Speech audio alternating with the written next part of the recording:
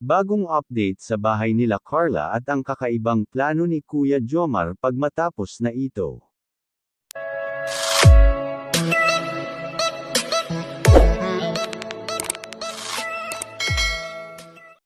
Ang kwentong pag-uusapan natin ngayong araw ay patungkol sa bagong update sa bahay nila Carla na ayon sa dalaga ay nasa 80% na ito at malapit nang matapos.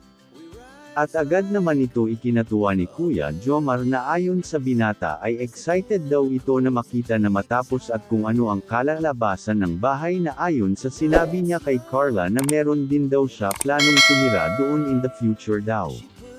Kaya ibig sabihin lang nun ay parang gusto na talaga asawahin ni Kuya Jomar si Carla.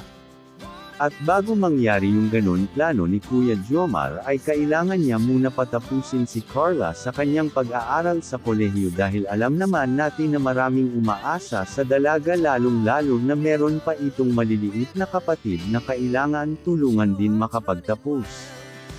At marami na rin opportunity ang babukas sa dalaga dahil sa kursong kinuha nito. Kaya hanggat kaya ni Kuya Jomar maghintay sa dalaga ay panigurado na matutupad talaga ang kanyang plano na makatira at makatuluyan ang dalaga. Actually kung mahal talaga ni Kuya Jomar si Carla ay maghihintay naman talaga ito hanggang maging handa na ang dalaga at meron na itong stable na trabaho. O mga calling up ano sa tingin niyo sa plano ni Kuya Jomar na tumira sa bahay nila Carla?